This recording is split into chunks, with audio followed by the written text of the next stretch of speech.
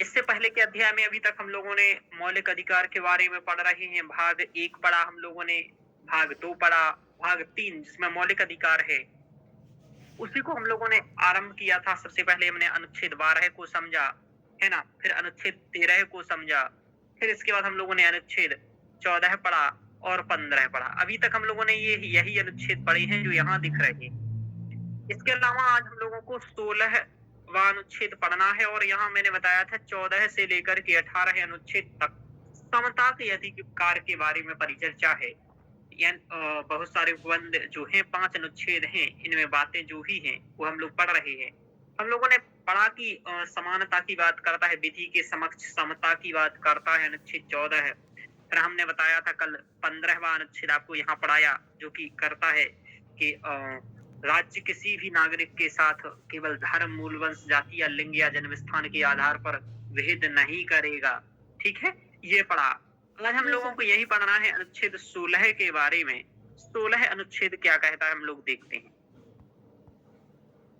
देखिए, 16 अनुच्छेद ये कहता है कि राज्य के अधीन किसी पद पर नियोजन अथवा नियुक्ति से संबंधित विषयों के बारे में प्रावधान करता है। कहता है कि अवसर की समता होगी।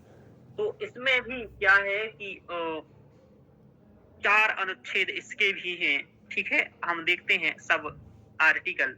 पहला देखो यहाँ जो लिखा हुआ है यही है कि केवल धर्म, मूल वंश, जाति, देखो ये लिखा हुआ है धर्म, मूल वंश, जाति, लिंग, वंश, जन्म स्थान और निवास के आधार पर किसी भी नागरिक के साथ भेदभाव नहीं किया जाएगा अथवा राज्य के अधीन किसी भी रोजगार अथवा पद के लिए अयोग्य नहीं ठहराया जाएगा।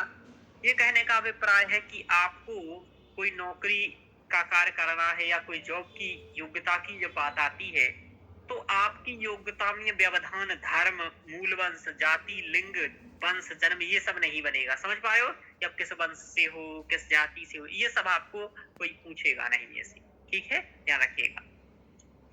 तो इसके आधार पर भेद नहीं होगा।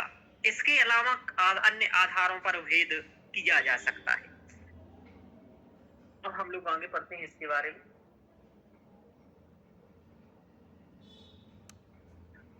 देखिए, तो इसका मैंने पहला बताया। अब देखिए, पहले यही है कि राज्य के अधीन ये नहीं होगा। राज्य के अधीन किसी पद के नियोजन या नियुक्ति से संबंध विषयों में सभी नागरिकों के लिए अवसर की समता होगी। अनुच्छेद 16(2) में यही है कि राज्य के अधीन किसी नियोजन के पद के लिए धर्म, मूल वंश, जाति, लिंग और जन्म स्थान इत्यादि को कोई महत्व नहीं दिया जाएगा।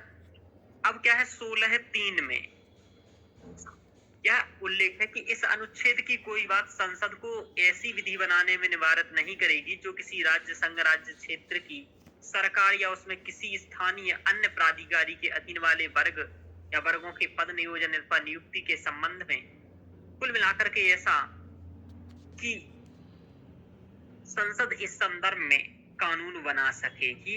यानी कि जैसे संसद जैसे कि राज्य भी बना सकेंगे कि जैसे आरक्षण इत्यादि का मामला हो, समझ में आ रहा, या समता के लिए कोई कार्य करना हो, जैसे कि आरक्षण का प्रावधान किया गया 4 में, इसके जो अनुच्छेद 16(4) होगा वहां 3 उसको शक्ति दे रहा है कि ऐसा कर सकते हैं। समझ पा रहे हो? यानी कि इन वर्गों के उत्थान के लिए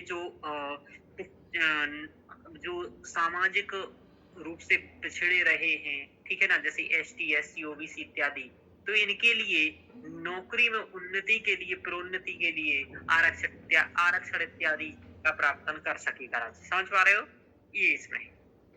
इसके बाद है 16(4) जिसमें कहा गया है, इस कह रखा गया है कि पिछड़े हुए नागरिकों के किसी पक्ष या वर्ग जिनका प्रतिनिधित्व राज्य की में कम है या पर्याप्त नहीं है, उनके लिए नियुक्ति या पदों के लिए आरक्षण का उपबंध कर सकते हैं।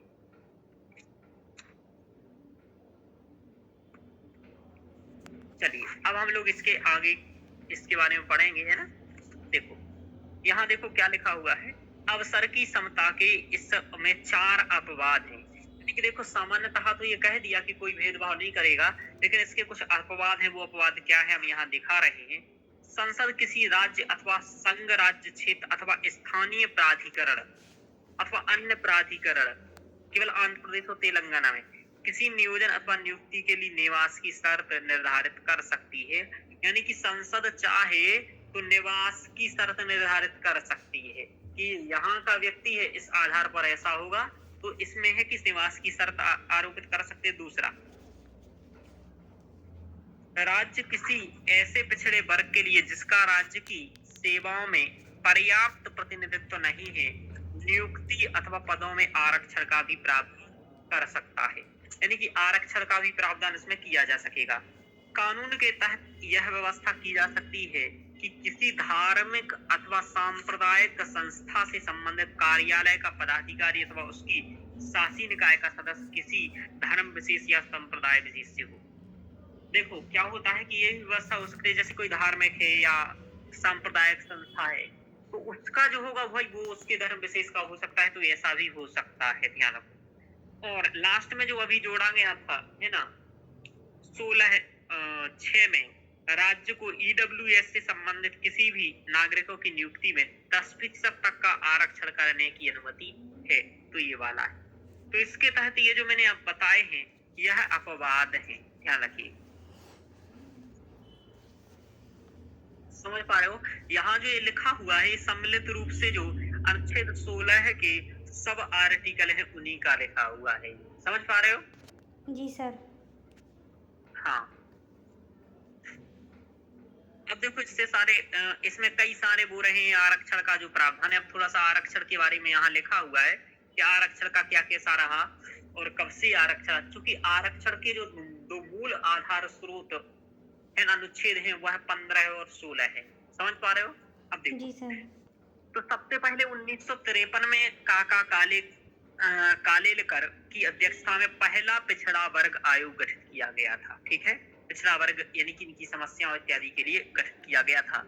वर्ष 1979 में अनुच्छेद 340 के तहत द्वितीय पिछड़ा वर्ग आयोग का गठन किया गया और बीपी मंडल की अध्यक्षता में SEBC यानी कि सामाजिक और शैक्षणिक रूप से पिछड़े वर्गों की स्त्रियों की जांच हेतु उनके विकास के लिए उपाय सुझाने के लिए कहा गया था। इससे ये बीपी मंडल की अध्यक्षता में जो कमेटी बनी थी उससे इन्होंने क्या कहा, तो वो इसमें लिखा हुआ है कि देखिए लगभग 52% सामाजिक शैक्षणिक रूप से पिछड़े SC को छोड़कर और ST को, यानी कि उन्होंने कहा कि सामाजिक और शैक्षणिक रूप से जो पिछड़े लोग हैं SC पिछड़े लोग हैं वो 52% है। और इन्होंने क्या कहा 52% आरक्षण की अनुशंसा की। और दूसरा, अन्य पिछड़े वर्गों के लिए सरकारी नौकरियों में 27% आरक्षण यानी कि कुल आरक्षण 52% का इन्होंने 50% का ये कहा गया 1990 में। लेकिन ये कहाँ है, अभी लागू तो हुआ नहीं है। ठीक है, 1990 में बीपी सिंह सरकार ने, आपको मालूम हो कि बीपी सिंह ये प्रधानमंत्री थे, तो उनके उससे कहा जा रहा है बीपी सिंह सरकार, जैसे मोदी सरकार कहती हो, तो बीपी सिंह सरकार ने अन्य पिछड़े वर्गों के लिए नौकरी में 27% आरक्षण का घोषणा किया। तो जो अन्य पिछड़े वर्ग मतलब ओबीसी के लिए जो है ना वो यहीं से 1951 में नरसिम्हा राव सरकार ने अब दो बदलाव किए कि 27% कोटा में अन्य पिछड़े वर्गों के साथ गरीब वर्गों को भी प्राथमिकता दी गई। समझ में आ रहा? ओबीसी में इन्हें भी गरीब वर्गों को, उच्च जातियों के लिए गरीब के यानी कि जो उच्च जातियों के गरीब वर्गों के लिए नौकरी में 10% आरक्षण का जो ये ईडब्ल्यूएस वाला हो गया। अब देखो ये जो और भी अनुच्छेद का वाद है, ये बहुत फेमस केस है इंदिरा साहनी वाद, है ना। इसमें उच्चतम न्यायालय का कुछ जो निर्णय थे वो बहुत महत्वपूर्ण है, जो कि हम यहाँ देखेंगे, जो कि 16(4) के दायरे के संबंध में है। तो इंदिरा साहनी मामले में 1952 में उच्चतम न्यायालय का निर्णय यह था कि उच्चतम न्यायालय ने कुछ शर्तों के साथ अन्य पिछड़े वर्गों के लिए 27% आरक्षण की संवैधानिक वैधता को बरकरार रखा, यानी कि 27% आरक्षण ये आज भी है, ध्यान रखो। गरीब वर्गों के लिए 10% अतिरिक्त आरक्षण अस्वीकार कर दिया था, है ना। कुछ असाधारण स्थितियों को छोड़कर के कुल आरक्षण सीटों का आरक्षित कोटा का 50% से अधिक नहीं होना चाहिए। यानी कि जो ये सीमा आरोपित की है ना कि 50% होगा, ये किस बाद में की है? इंदिरा साहनी वाद के बाद से। समझ में आ रहा? जी सर। और देखो यही और भी दिखेगा, पदोन्नति में कोई आरक्षण नहीं होगा, आरक्षण केवल प्रारंभिक नियुक्त तक सीमित होगा, ऐसा इसमें कहा गया था। ठीक है, अन्य पिछड़े वर्गों में उन्नत वर्गों को यानी कि क्रीमी लेयर को बाहर रखा जाना चाहिए, यानी कि क्रीमी लेयर का कंसेप्ट भी यहीं से है।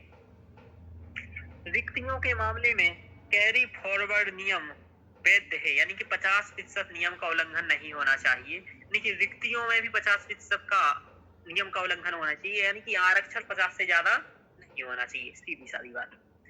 समावेशन अपवर्जन प्रयोजनों की जांच के लिए स्थायी सामरिक निकाय की स्थापना की जानी चाहिए, यानी कि इसके संबंध में जिससे कि ये जो ओबीसी को आरक्षण दिया गया है इसको व्यवस्थित ढंग से लागू किया जा सके, इसके लिए एक स्थायी वो होना चाहिए संस्था कोई। तो पहले तो ऐसा कोई सामरिक स्थायी निकाय नहीं था, लेकिन अब 102वें संविधान के माध्यम से राष्ट्रीय पिछड़ा वर्ग आयोग की स्थापना हो गई, जो स्थापना 1993 में की गई थी, यानी कि इसी के देखो 92 में आया, 93 में की गई थी, लेकिन तब इसकी एक सामविधिक के रूप में की गई थी, और यानी कि स्टैट्यूटरी था, और आज एक कॉन्स्टिट्यूशनल है ना।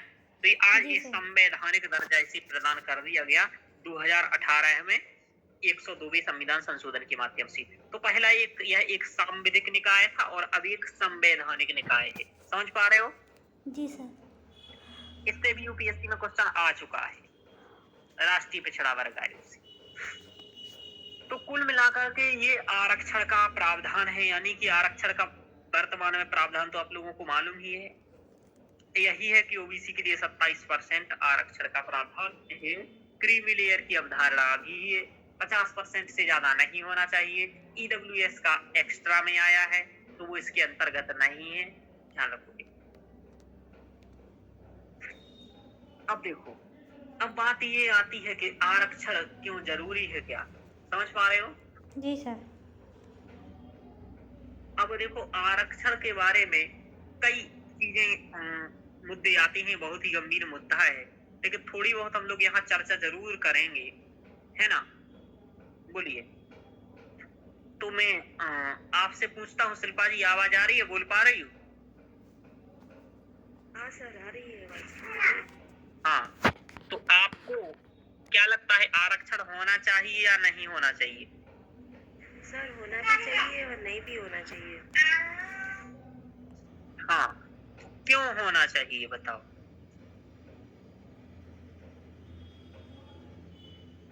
आरक्षण क्यों होना चाहिए और क्यों नहीं होना चाहिए? सर, कुछ है? ऐसे भी वर्ग हैं जिनको आरक्षण की जरूरत है सर।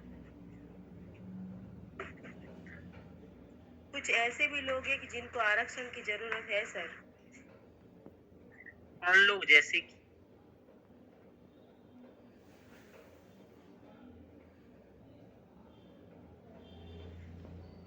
बोलो। आरक्षण होना चाहिए या नहीं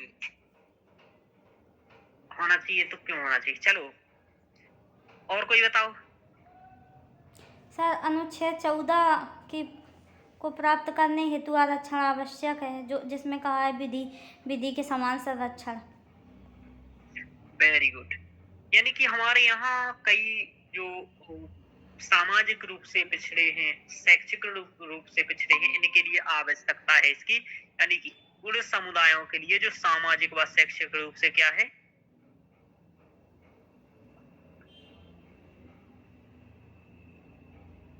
शैक्षिक रूप से पिछड़े हैं, इनके लिए आरक्षण की आवश्यक है, क्योंकि तभी हम अनुच्छेद 14 के तहत क्या कर सकते हैं प्राप्त, बोलो? अनुच्छेद 14 विधि मतलब के समान विधि के समान संरक्षण वाला, हाँ। ये वाला हम लोग प्राप्त तभी कर सकते हैं।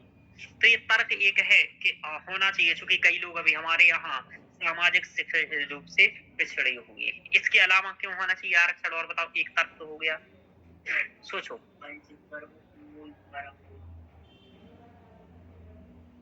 हाँ, वैसे यही है, वो यही वाला हो गया कि जो वंचित वर्ग, मतलब यही सब सामाजिक पिछड़े, सामाजिक रूप से पिछड़े, ठीक है, तो इनको इसमें ला लिए, यानी कि समान संरक्षण दे देंगे तो ये लोग ला देंगे। और बताओ सर, ये इसके अलावा सोचो क्यों होना चाहिए आरक्षण?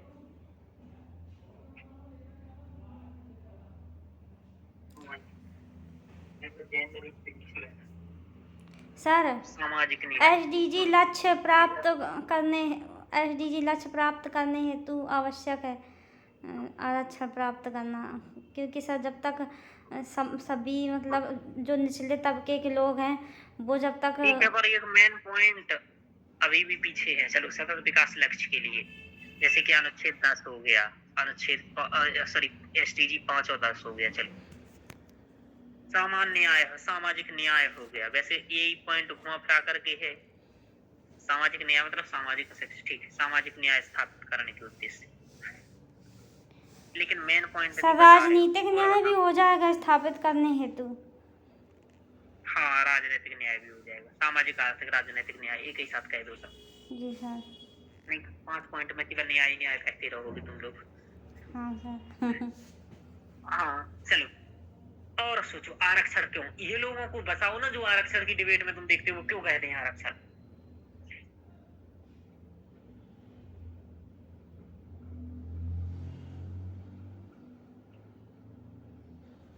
तो बस इतना ही डिबेट है, मतलब हमारे सामने तुम लोग 2 मिनट में धराशायी अस्त व्यस्त। क्यों? किसी अच्छे के सामने फंस जाओगे फिर तो तुम लोग ध्वस्त हो जाओगे। वही ऐसी आईएएस बनना है, नेता ही तुम्हें कहे ये भैया तुमसे ज्यादा हम जानते हैं डिबेट करके। कोई नेता है तुमसे ज्यादा हम जानते हैं डिबेट करके। अच्छा, क्यों नहीं होना चाहिए, बोलो तर्क। अब ये तो बता दो, नमन तुम्हें नहीं मिला है मान लो।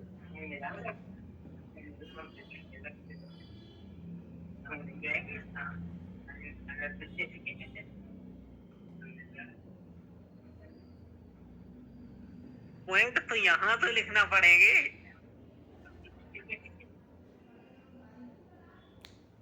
बोलो बोलो, अब तुम लोग एक भी पॉइंट नहीं बोल पा रहे, फिर क्या मतलब हुआ? बोलो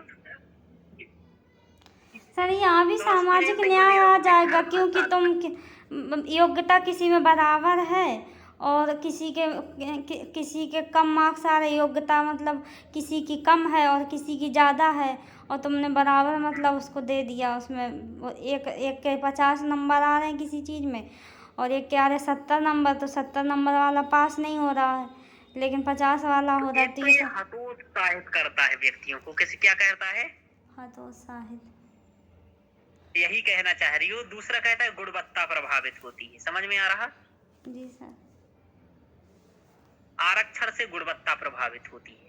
कैसे होती है? कि जब हमारे पास बैठा है 85 नंबर लाने वाला तो हम 70 वाले को ले रहे हैं। समझ में आ रहा? जी सर। समझ पा रही हो शिल्पा जी? दूसरा, हतोत्साहन मिलता है लोगों को, क्योंकि सामान्य दिमाग ये होता है भाई पढ़ाने में तो दोनों बराबर हैं, तो ये कुछ लोगों को ये हतोत्साहित करता है। ठीक है, अनुच्छेद और सर अनुच्छेद 14 का ये उल्लंघन करता है, जो कहता है विधि के समक्ष समानता। हाँ, तो अनुच्छेद 14 का उल्लंघन है।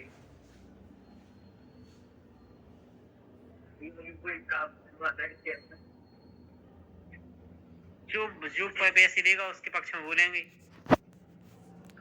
आगे बोलो। मीडिया और हतोत्साहित करता है, गुणवत्ता प्रभावित करता है, और क्या करता है? आरक्षण, है ना? सर 2 ही पॉइंट आते हैं बस, उसके बाद आते ही नहीं है सर माइंड में। यहाँ देखो, सबसे बड़ा एक पॉइंट आरक्षण जो होना चाहिए, क्यों है होना चाहिए, इसमें सबसे बड़ा एक ऐतिहासिक कारक है जो आप लोग नहीं बताए।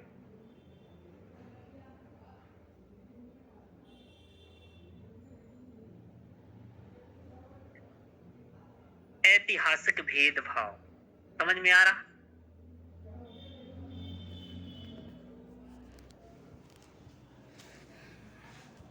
मेरा ऐतिहासिक भेदभाव वंचित वर्गों का जो हुआ है, समझ में आ रहा? जैसे उन्होंने कहा भाई तेरा काम तो यही है, पढ़ने से वंचित किया इन लोगों को, इसलिए ये लोग ज्यादा पिछड़े रहे।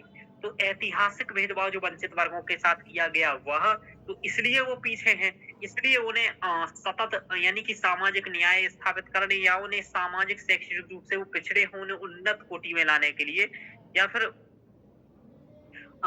एक बेहतर स्थिति में लाने के लिए आरक्षण जरूरी है। तो एक भेदभाव राजनीतिक के लिए है ना, और सामाजिक न्याय स्थापित करने के लिए, सतत विकास लक्ष्य आदि ये सब करने के लिए। अब देखो आपने कहा सुशासन करता है, गुणवत्ता को प्रभावित करता है, अनुच्छेद 14 का उल्लंघन है, ठीक है। एक और देखो, समावेशी विकास के लिए ये बोला तुम लोग है, आरक्षण देना चाहिए समावेशी विकास में, तब तो सबका विकास होगा। समझ में आ रहा? जी सर। समावेशी विकास हेतु यह आवश्यक है कि सबका विकास, सबका साथ, सबका विकास, है ना। तो ये भी हो सके आरक्षण में, इसलिए जरूरी है, ठीक है ना। और है ना, इतनी आरक्षण होता है तो थोड़ा सा आप देखते हो कि फीस भी इनकी कम होती है नहीं होती। तो इससे इन्हें क्या होता है कि इन्हें आरक्षण के प्रावधान के कारण से क्या होता है, इन्हें वित्तीय सहायता भी हो जाती है। क्या होता है? वहनीय शिक्षा, वित्तीय रूप से वहनीय शिक्षा। अब ये तुम लोगों के साथ बहुत बड़ी दिक्कत है कि कारण क्या है कि तुम लोग पॉइंट होते नहीं है, समझ पा रहे हो, सृजित करने पड़ते हैं। जैसे हम सृजित कैसे करते हैं, तो कोई फॉर्म भरने जाते हैं तो कितना लगता है जनरल का? 1100 नेट 11, और सीधा आधे से कम ST/SC का, समझ पा रहे हो। तो इससे पॉइंट निकालो कम से कम, और तो तुम कुछ निकाल नहीं सकते हो क्योंकि जनरल के हो तो दे नहीं होगा, तो कम से कम पॉइंट तो निकाल सकते हो। तो इन चीजों से पॉइंट निकालो, है ना, कि वित्तीय रूप से वहनीय शिक्षा, समावेशी विकास हेतु ऐतिहासिक जो भेदभाव किया गया है ST/SC वर्ग के साथ, उनके वंचित वर्गों के अधिकार के लिए, उन्हें सामाजिक न्याय की श्रेणी में लाने के लिए, यानी कि समाज के उच्च वर्ग में लाने के लिए जरूरी है वित्तीय रूप से वहनीय शिक्षा हो, ठीक है। अब देखो, अब क्या है, इसके बाद DPSP बात करता है, कल्याणकारी राज्य की स्थापना हेतु। कल्याणकारी का राज्य तभी है जब सभी को लेकर के चले, समान न्याय की बात करें, अनुच्छेद 38 सामाजिक आर्थिक राजनीतिक न्याय की बात करें, समझ पा रहे हो? जी सर। तो ये हम लोगों ने देखा कि इस कारण आरक्षण होना चाहिए, और तो आरक्षण के पक्ष में तर्क देना है, क्या है ना। जी सर। और इंदिरा साहनीवाद में यहाँ तक कि BP मंडल का नाम लेकर के इन सभी ने भी तो इसका समर्थन किया। समझ में आ रहा? जी समझ सर। में आ रहा? जी सर। अब यही लोग तो, तुम लोगों में दिमाग कम है, यानी कि यह दिमाग लगाते नहीं हो। दिमाग लगाओ कि जो बात न्यायालय कह रहा है यानी कि सही तो होगा, है ना। यदि सही नहीं है तो है कैसे हो? तो इंदिरा साहनीवाद में क्या किसने कहा, यानी कि न्यायिक समर्थन भी है नहीं। इंदिरा साहनीवाद में न्यायालय ने ये भी माना कि आरक्षण की क्या है, बोलो, जरूरत है, ठीक है, आरक्षण की जरूरत है, ये वाली बात है, आरक्षण की जरूरत है इंदिरा साहनीवाद में। तो ये सभी कारक है कि आरक्षण होना चाहिए। अब इसका नोट्स बनाया, लिखते जा रहे हो रोशनी? नहीं सर। हाँ, बहुत अच्छा। फिर ये कहाँ से रिवीजन करोगे पेपर के समय?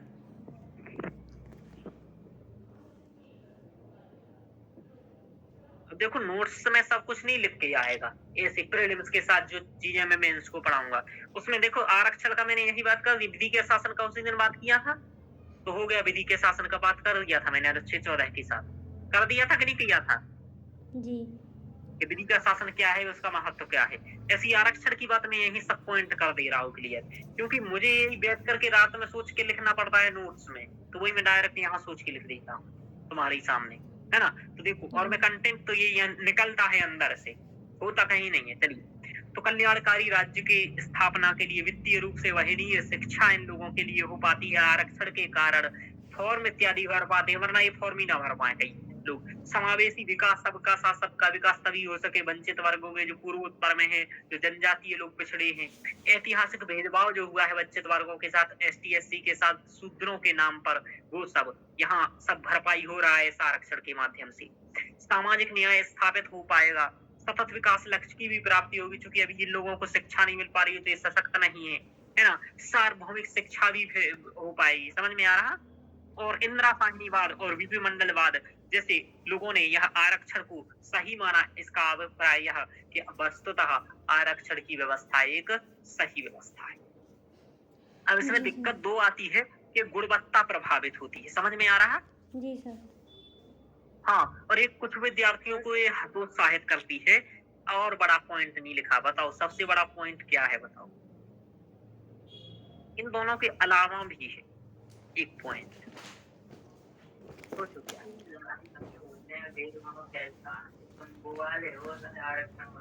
हाँ, इसका मतलब समझ पा रहे हो? जिनके लिए आरक्षण है ना, उनके प्रति मनोवृत्ति ठीक नहीं। समझ में आ रहा जी सर। है ना? यानी कि इन्हें वस्तुतः अभी भी यह मानसिक भेदभाव का शिकार है ना? जी। हालांकि ये तो यहाँ बात ये नहीं आएगी, तो आरक्षण के ना होने के तर्क में कम ही तर्क दे रहा है। समझ में आ रहा? एक ही तर्क है सबसे बड़ा कि गुणवत्ता प्रभावित होती है और कोई दिक्कत नहीं। कुछ लोग हतोत्साहित होते हैं, यानी कि जिन्हें आरक्षण नहीं मिलता है। समझ में आ रहा? जी सर। बस। और अब देखो, तो देखो एक पॉइंट मैंने यहाँ दो तथ्यों के बारे में लिख लिया। यहाँ दो, ये तुम लोगों को लिखते जाओगे ना रोशनी, ये जी लिखते सर। जाना है तुम्हें, सर लिख क्योंकि रहे हैं। उत्तर आपसे पूछेगा कि आरक्षण क्यों होना चाहिए। कहीं भी बात आई तो आपको पता होना चाहिए कि देखो एक तो ऐतिहासिक रूप से भेदभाव किया गया है। इंटरव्यू में ये बातें आएंगी, समझ पा रहे हो? हाँ सर। जैसे शूद्र के नाम पर किया गया, इन्हें काम नहीं करने दिया, गांव से बाहर रहने का प्रावधान किया गया इनके लिए। समझ पा रहे हो? चांडाल इत्यादि के रूप में। समझ पा रहे हो? हाँ सर। ये सब ही रहा। ठीक है, महिलाओं के साथ भी तो आप इसमें लिख सकते हो महिला सशक्तिकरण के लिए। एक और पॉइंट लिख सकते हो क्या? महिला सशक्तिकरण।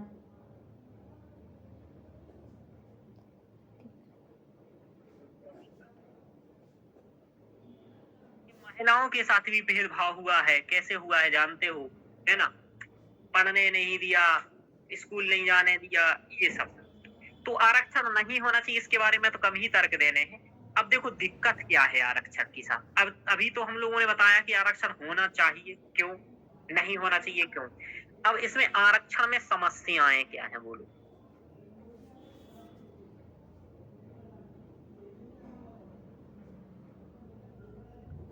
अब बताओ समस्याएं क्या है आरक्षण में, बोलो समस्याएं क्या आ रही हैं इस आरक्षण पद्धति में, दिक्कत क्या आ रहा है?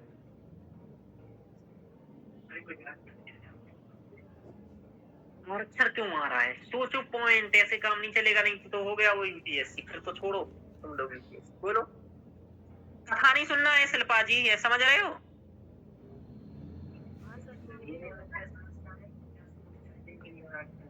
आरक्षण में समस्याएं क्या आ रही हैं कि मतलब 50-60-70 साल से आरक्षण है, लेकिन उनकी स्थिति तो वही की वही है।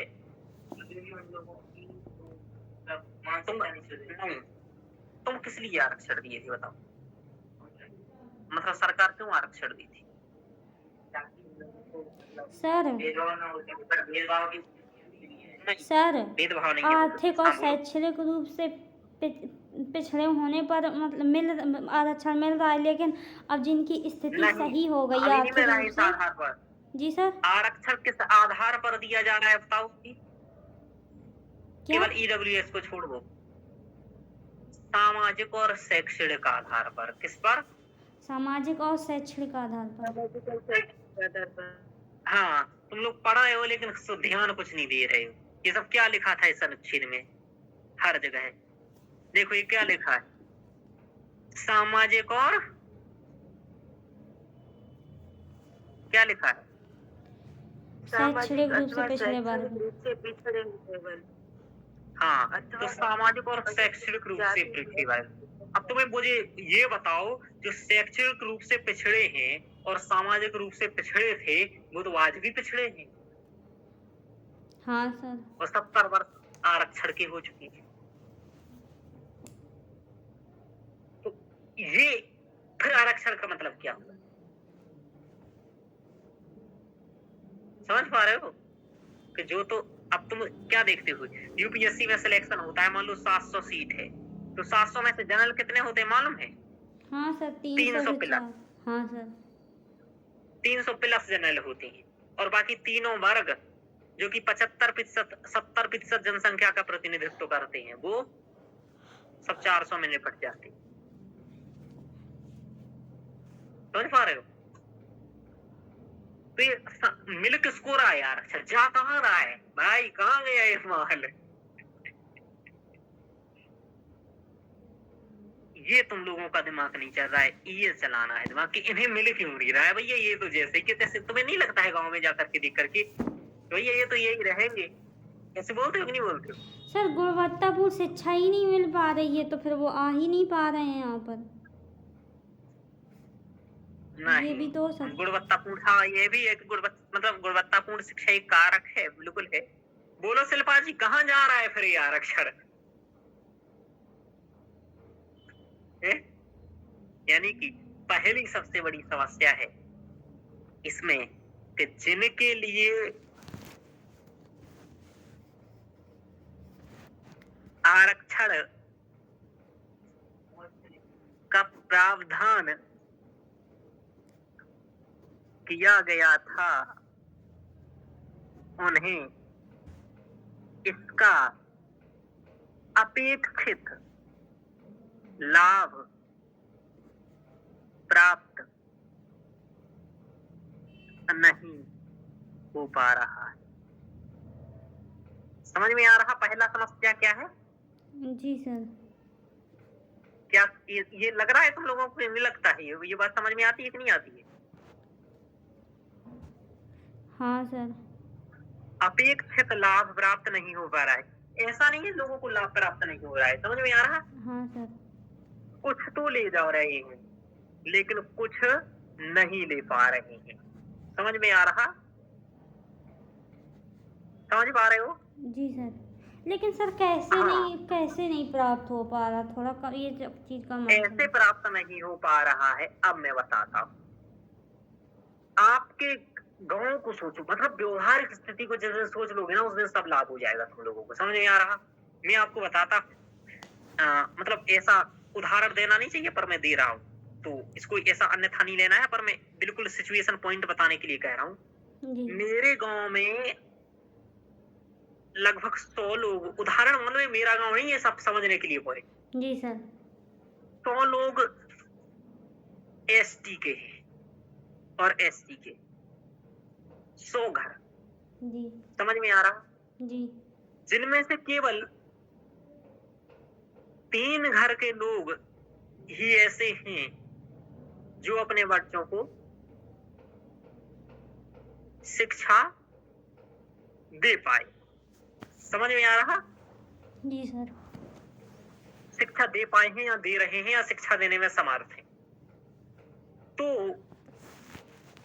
इन तीनों को ही इस आरक्षण का लाभ मिला है और इन तीनों की ही मेरे गांव में नौकरी लगी है। समझ पा रहे हो?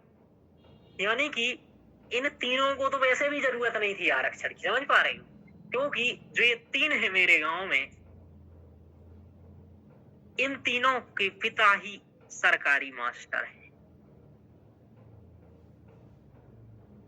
समझ पा रहे हो बात? जी सर। कुल मिलाकर के ये कि हमारे यहाँ गांव में मान लो एसटी एससी, में व्यवहारिक स्थिति पर से पॉइंट बता रहा हूँ कि एसटी एससी कितने हैं? 100 घर हैं, 100 घर के लोग हैं, लेकिन जो 100 घर के लोग हैं वो बच्चों को पढ़ा ही नहीं पा रहे हैं। ये स्थिति है। तो ना पढ़ाएंगे ना आरक्षण मिलेगा और ना ही आगे बढ़ेंगे। अब पढ़ा कौन पा रहा है एसटी एससी में से? वो पढ़ा रहा है जो थोड़ा समर्थ है।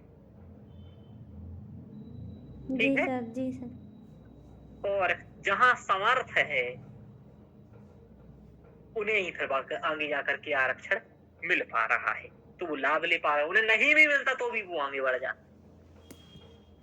इसका मतलब सबसे बड़ी आरक्षण प्रणाली में दिक्कत ये है कि एसटी एससी वर्ग के लिए सबसे बड़ी दिक्कत क्या है?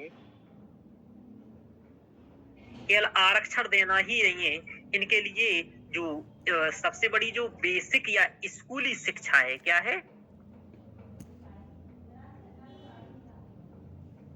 समझ पा रहे हो? जी सर।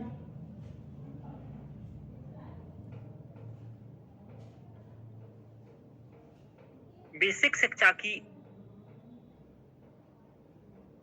बेसिक शिक्षा सबसे बड़ी बाधा बन रही है, क्योंकि ये स्कूल में जाते हैं वहीं से ही आगे नहीं बढ़ पाते हैं, समझ पा रहे हो। और ये जाते हैं सरकारी स्कूल में, सरकारी स्कूल में ये देख लेते हैं हालत, जबकि जो शुरू से पैसे वाले हैं, ठीक है ना, वो कहाँ भेजेंगे अपने बच्चों को? प्राइवेट में, स्कूल। समझ पा रहे हो। तो जी उनके सर। बच्चे प्राइवेट में पढ़ के थोड़े आगे निकल जाएंगे 10-12 पास में। और तुम लोग ये बहुत अच्छे से जानते होगे कि 10 और 12 के नंबर ही ये डिसाइड कर देते हैं कि तुम्हारी आगे पढ़ाई करवाएंगे कि नहीं करवाएंगे। समझ में आ रहा? जी सर। ये सुना है तुम लोगों ने? नहीं सुना? यदि हमारे गांव में 50% किसी की बन रही है 10 में, तो जान लो कि उसे नहीं पढ़ना है, उसे बीए ही लेना है। समझ में आ रहा?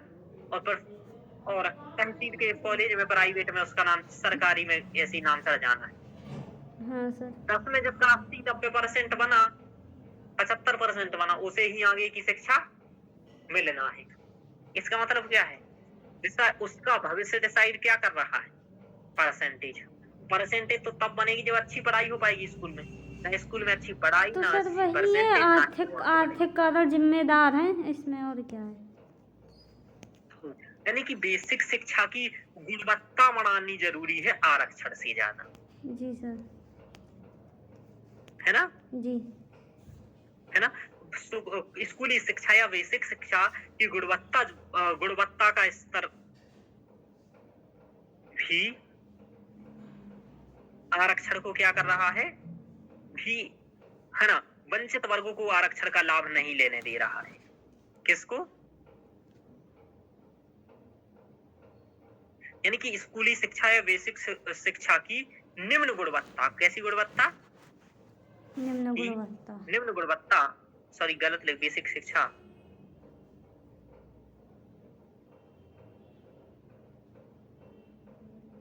कि निम्न गुणवत्ता का स्तर भी वंचित वर्ग को उच्च शिक्षा से वंचित करता है, उच्च शिक्षा से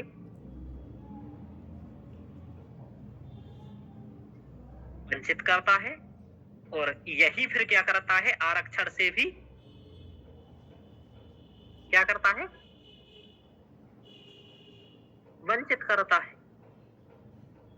यानी कि दिक्कत ये है, अब ऐसे ना, यही असली पॉइंट है, लेकिन दिक्कत क्या है कि असली पॉइंट लिख पाओ तब ना, है ना। तो क्या होता है कि कोई शिक्षा या बेसिक शिक्षा की गुणवत्ता का स्तर क्या करता है?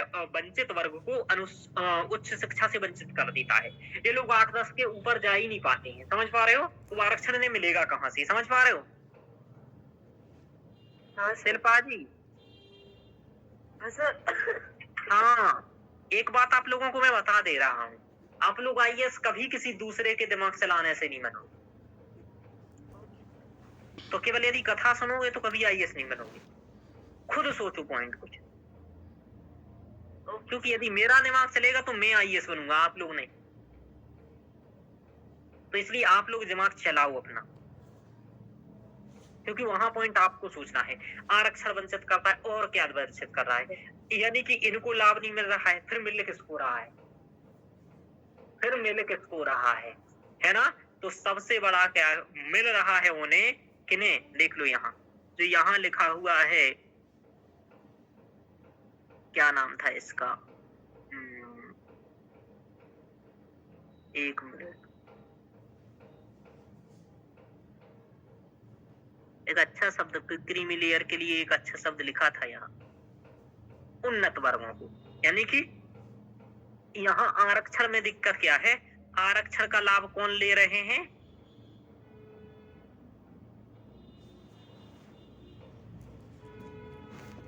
ठीक है, समझ में आ रहा? हाँ सर। उन्नत वर्ग किसका आरक्षण ले जा रहे हैं बोलो? उन्नत वर्ग, हाँ उन्नत वर्ग तक ही आरक्षण सीमित है।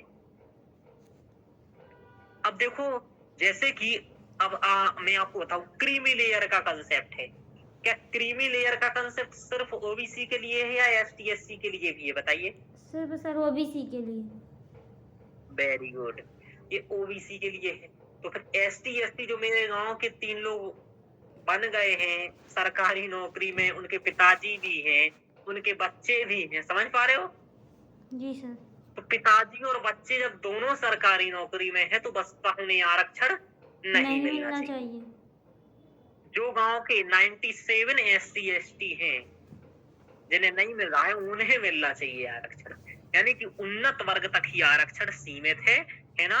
सामाजिक व शैक्षणिक रूप से पिछड़े लोग पढ़ा ही नहीं पा रहे हैं, तो उन्नत वर्ग तक ही आरक्षण का लाभ पहुंच पा रहा है।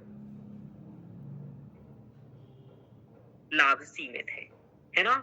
और एक सबसे बड़ी बात क्या क्या है ना। और क्रीमी लेयर, अब एक और दिक्कत क्या है आरक्षण में, क्रीमी लेयर की अस्पष्ट अवधारणा क्या है? सर किसमें OBC में तो नहीं है सर अस्पष्ट। क्रीमी लेयर का सीमित होना, सीमित व अस्पष्ट। देखो दिक्कत क्या होती है, किसने कहा क्रीमी लेयर हो? जैसे मान लो क्रीमी लेयर आपके पिताजी हैं, समझ में आ रहा रोशनी जी? जी सर। और यदि आप अपने पिताजी से अलग ही हो जाओ तो फिर आप रहोगे क्या?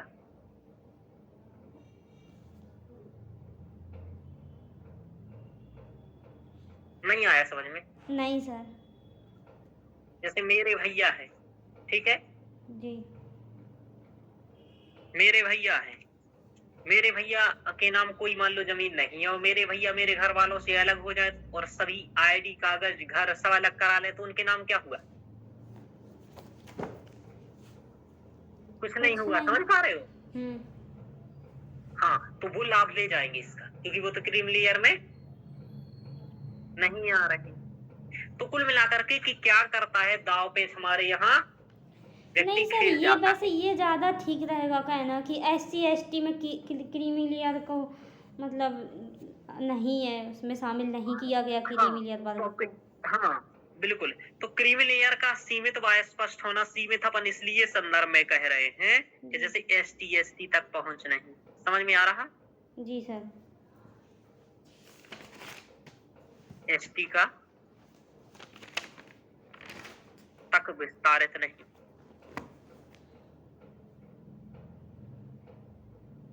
नहीं। तो क्रीमी लेयर का यानी कि वंचित वर्गों को उच्च शिक्षा से वंचित करना, उन्नत वर्ग तक ही आरक्षण का सीमित होना, क्रीमी लेयर व सीमित अस्पष्ट होना। अब देखो मैं आगे बताता हूँ, इसमें आधार में भी समस्या है। आरक्षण किस आधार पर मिला है? सामाजिक और शैक्षणिक स्थिति के आधार पर। सामाजिक व लोगों को इसमें कुछ दिक्कत दिख रहा है? हाँ सर। क्या दिक्कत है? सर ये दिक्कत है कि सामाजिक आधार पे तो आरक्षण दे दिया जैसे कि SC और ST, लेकिन सभी SC/ST एकदम पिछड़े हुए तो नहीं है। कई ST/ST की बहुत अच्छी स्थिति है सर, नौकरी में हैं, अच्छा बिजनेस कर रहे हैं कई, पर उनको आरक्षण मिल रहा है, तो ये सर मतलब ये समस्या है फिर। तो इसमें दिक्कत ये आ रही है कि देखो तुम कहोगे मैं सामाजिक और शैक्षणिक रूप से पिछड़ा हूँ जी। और मुझे प्राइवेट स्कूल में एडमिशन दे दो, तो दे देगा? नहीं देगा सर। यानी कि प्राइवेट स्कूल आर्थिक स्थिति पूछता है, ना कि तुम्हारी सामाजिक स्थिति। हाँ सर। समझ में आ रहा है? जी। यानी कि आर्थिक स्थिति, यानी कि सामाजिक व शैक्षणिक के साथ ही साथ में यहाँ आर्थिक स्थिति को भी सम्मिलित कर लेना चाहिए। यानी कि सामाजिक व शैक्षणिक आधार की जगह है ना, की जगह की जगह या के साथ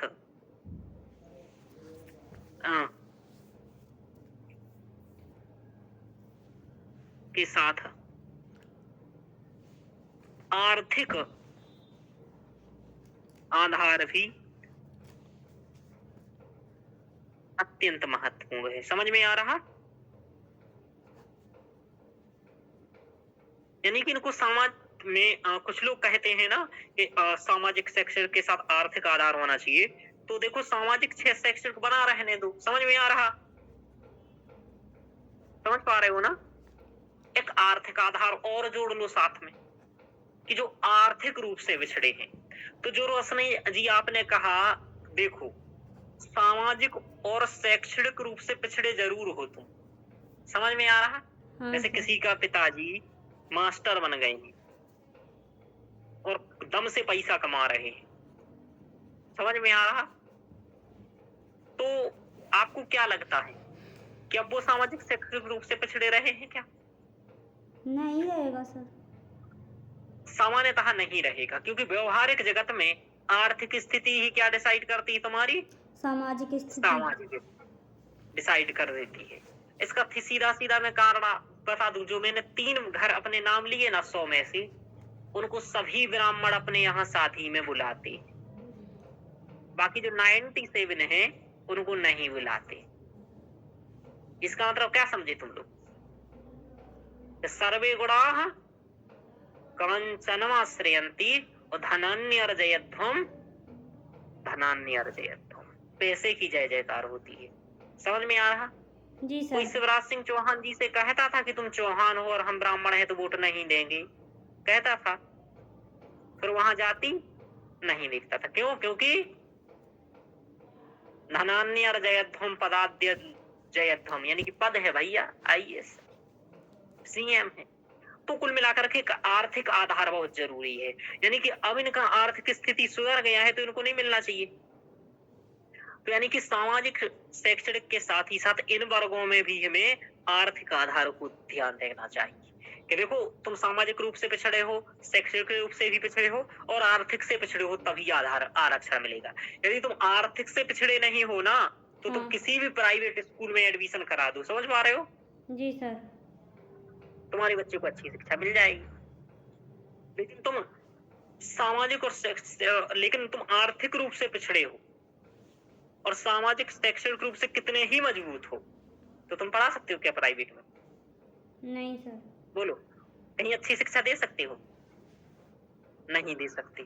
तो कुल मिलाकर के कि जो इन लोगों को भी आरक्षण मिल रहा है, मैं आपको बताऊं, उन लोगों तक तभी आरक्षण पहुंच पाएगा जब इसमें भी सामाजिक शैक्षणिक के साथ आर्थिक जुड़ जाए। क्योंकि इनमें आरक्षण का ST SC OBC में भी आर्थिक आरक्षण का लाभ वही ले रहा है जो आर्थिक रूप से क्या है? सशक्त है। समझ पा रहे हो? जी सर। हाँ, तो आर्थिक रूप से जो सशक्त है वो बच्चों को पढ़ा पा रहा है, तो वही आगे जाकर के इसका आरक्षण ले पा रहा है। और चूंकि इनके लिए आर्थिक OBC के लिए तो क्रीमी लेयर वाला हो गया सिस्टम। जी सर। समझ में आ रहा? जी सर। लेकिन इनके लिए तो नहीं है ना ST SC OBC के लिए। तो इनकी स्थिति ST SC OBC में पूर्णतः वही आरक्षण का लाभ ले पा रहे हैं जो आर्थिक रूप से सशक्त है। और इस आर्थिक आधार के आरक्षण की बात का समर्थन कौन करता है? DPSP। कौन करता है? DPSP। DPSP में ये कहा गया है कि आर्थिक रूप से जो कमजोर वर्ग है उनके लिए हम राज्य विशेष प्रयास कर सकता है। समझ में आ रहा? अनुच्छेद शायद मुझे याद नहीं आ रहा है, 45 या 46 है। एक बार मोबाइल से सर्च करना ना कि अनुच्छेद 45 में क्या है।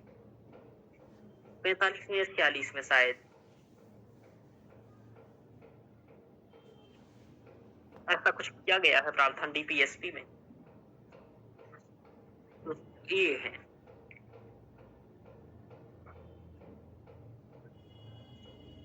भाग 2 कहाँ है? हाँ, ये यही दूर में रियल देख लेते हैं। हाँ, अब मुझे ये रोज लेकर के ही बैठना पड़ेगा, है ना? इससे अनुच्छेद स्पष्ट हो जाती। देखो इसमें जो 45 हाँ देखो देखो ये है। देखो ये कह रहा है अनुसूचित जातियों, अनुसूचित जातियों, जनजातियों और अन्य दुर्बल वर्गों की शिक्षा और अर्थ संबंधी हितों की अभिवृद्धि। समझ में आ रहा? अर्थ मतलब पैसा। जैसे राज्य जनता के दुर्बल वर्गों, विशिष्टतया अनुसूचित जातियों और जनजातियों की शिक्षा और अर्थ संबंधी हितों की विशेष सावधानी से अभिवृद्धि करेगा और सामाजिक अन्याय और सभी प्रकार के शोषण से उनकी रक्षा करेगा। तो अनुच्छेद डीपीएसपी में क्या है?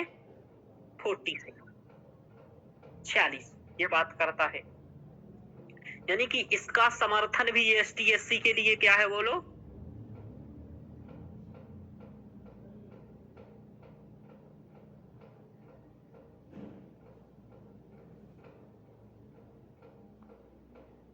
समझ में आ रहा? जी सर। हाँ, एसटी एसटी के लिए भी आर्थिक आधार जरूरी है, कि जरूरी नहीं है कि सबके लिए, इनके लिए भी आर्थिक आधार बहुत ज्यादा जरूरी है, तभी ये लाभ ले पाएंगे, है ना? अब देखो, तो ये कि और एक आरक्षण में ये दिक्कत है कि आर्थिक आधार को वरीयता नहीं दी गई है, तो ये समस्याएं हैं आपके आरक्षण में। अब दिक्कत ये है ना, एक और सबसे बड़ी दिक्कत है,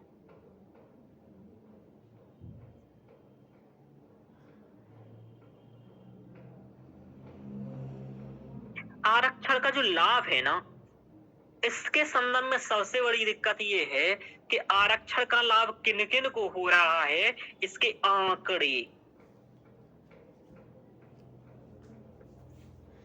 समझ पा रहे हो? आंकड़े की स्पष्टता है कि किन को लाभ हो पा रहा है, कितने पिछले 70 वर्ष में आए हैं, और आरक्षण के लाभ के संदर्भ में आंकड़ों की स्पष्टता, और इनको कब तक आरक्षण की आवश्यकता।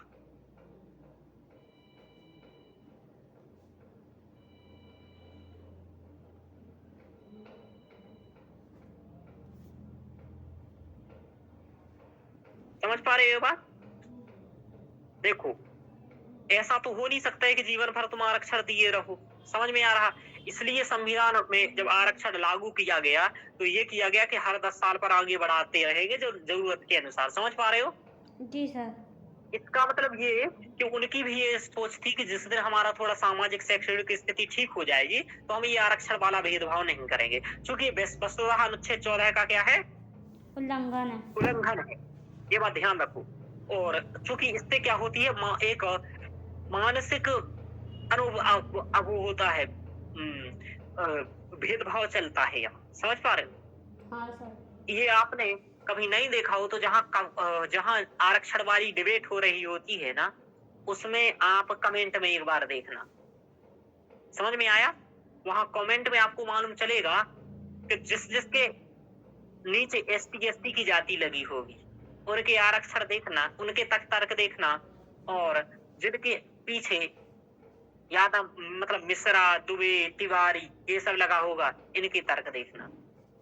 इन दोनों को तर्क के देख करके आपको स्थिति ज्ञात हो जाएगी। समझ पे आ रहा? और यदि आप बहुत बुद्धिमान हो तो उससे 1-2 पॉइंट भी निकाल पाओ। समझ में आ रहा? वो लोग इतने अच्छे तर्क देते हैं। हाँ, तो ये बहुत ज्यादा जरूरी है, मतलब व्यवहारिक ज्ञान लेने के लिए। तो एक सोच भी गलत रहती है लोगों के प्रति, लोगों की। तो ये है, तो कब तक आरक्षण की आवश्यकता, आंकड़े स्पष्टता, किन लोगों को लाभ मिल पा रहा है, क्या सच में मिल पा रहा है, और आर्थिकता की स्थिति भी बहुत जरूरी है। तो ये हम लोगों ने देखा कि आरक्षण में क्या क्या समस्याएं हैं। समझ में आया? जी सर। लिख ली रोशनी की ये समस्याएं? हाँ सर, लिख ली। क्योंकि यही उत्तर आपसे पूछा जाएगा कि देखो आरक्षण इतने दिन से ही, आपसे क्वेश्चन ऐसा बन सकता है, विगत 75 वर्षों से आरक्षण है, लेकिन सामाजिक शैक्षणिक रूप से जो हमने एक उद्देश्य डिसाइड किया था कि लोगों की स्थिति सुधर जाएगी, वो सुधरती प्रतीत नहीं हो रही है। विद्यमान कारकों की परिचर्चा करें तो क्या विद्यमान कारक है जिन कारण नहीं मिला है, जो हमने पढ़ाई गई। समझ पा रहे हो? हाँ सर। इन कारणों से के कारण वहां तक नहीं पहुंचा है। तो सबसे बड़ी बात कि बेसिक शिक्षा अच्छी करनी पड़ेगी। उपाय में सब उपाय इसका उल्टा बोलना स्टार्ट करो। उपाय क्या करोगे कि जिनके लिए आरक्षण का प्रावधान किया गया था उन्हें आरक्षण मिल सके, इसके लिए हमें सबसे पहले स्कूली शिक्षा को बेहतर करना होगा, जैसे कि उन्हें बेसिक शिक्षा मिल सके। दूसरा, क्रीमी लेयर के जो अवधारणा है उसको स्पष्ट रूप से डिसाइड करना पड़ेगा। तीसरा, आरक्षण के आंकड़े का वर्गीकरण और शाब्दिक मूल्यांकन किया जाना चाहिए। क्या किया जाना चाहिए? शाब्दिक मूल्यांकन। मूल्यांकन हो। इसके अलावा आर्थिक, सामाजिक और शैक्षणिक आधार के साथ ही साथ आर्थिक आधार भी शिक्षा में महत्वपूर्ण भूमिका निभाता है। जैसे किस कॉलेज में लेगा, कौन सी पढ़ाई करेगा, आईआईटी करेगा तो इतना पैसा लगेगा, समझ में आ रहा? इसलिए आर्थिक आधार को भी महत्वपूर्ण रूप से सम्मिलित किया जाना चाहिए। और जिन्हें आरक्षण का लाभ मिल चुका है उनकी छटनी की व्यवस्था की जानी चाहिए, सबसे पहली बात। यानी कि एक संस्था बनाए और जिन जिन की नौकरी लग गई है उनको हटा दी। समझ में आ रहा? तो आरक्षण में क्या व्यवस्था होनी चाहिए? छटनी की व्यवस्था। किसकी? छटनी की व्यवस्था। हाँ, यानी कि जिनका सरकारी नौकरी एक बार लग गया है उनको हटाओ फिर इसमें से।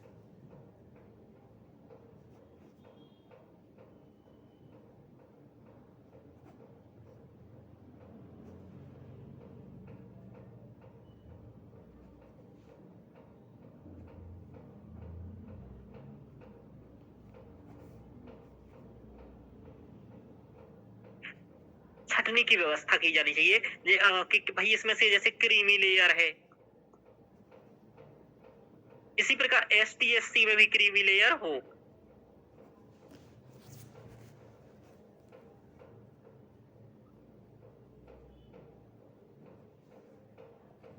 क्रीमी लेयर हो, ये बहुत जरूरी है इसमें होना। और बाकी वाले भी इसका आंकड़े स्पष्टता के लिए शाब्दिक मूल्यांकन क्या होना चाहिए बोलो? आंकड़े कैसा? इससे क्या होगा? शाब्दिक मूल्यांकन से आंकड़े की स्पष्टता होगी। क्या होगी? स्पष्टता होगी। सुस्पष्ट मानकीकरण होगा। क्या होगा?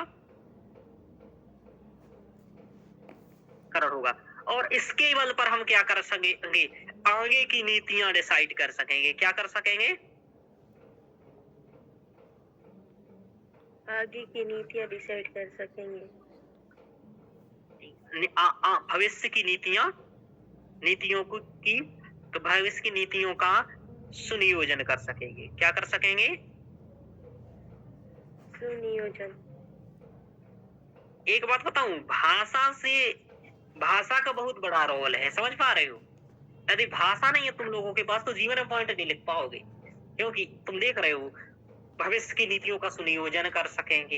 अब ये बहुत जरूरी है। शाब्दिक मूल्यांकन, इससे आंकड़ों की स्पष्टता होगी, सुस्पष्ट मानकीकरण होगा। हमने सुस्पष्ट मानकीकरण को ऐसा लिख दिया, भविष्य की नीतियों का सुनियोजन कर सकेंगे, है ना? इससे हम लोगों को छटनी की व्यवस्था करनी होगी। इससे क्रीमी लेयर और ये करके इससे क्या होगा? छटनी की व्यवस्था से क्या होगा, है ना? जी सर। है ना? किसी निम्न वर्गों को क्या मिल सकेगा?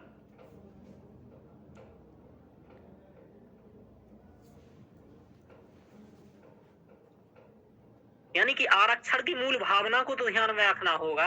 पिछड़े हैं उन्हें मिले तो ये होगा।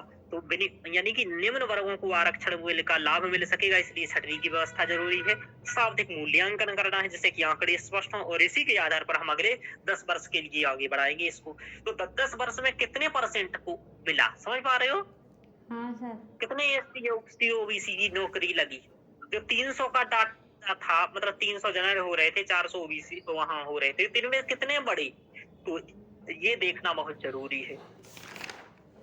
ये आपने तर्क बताई तो मैं आपको यहाँ चर्चा कर दिया हूँ, और ये आपको देखना बहुत जरूरी है। और ये ऐसा क्वेश्चन जरूर बनेगा। कारण क्या है? चर्चा में क्यों रहता है?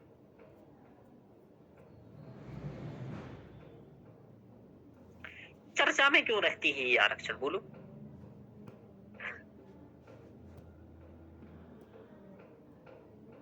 चर्चा में क्यों रहता है आरक्षण? चर्चा में आरक्षण इसलिए रहता है कि इसको राजनीतिक हथकंडे के रूप में अपनाया जाता है। किसके रूप में?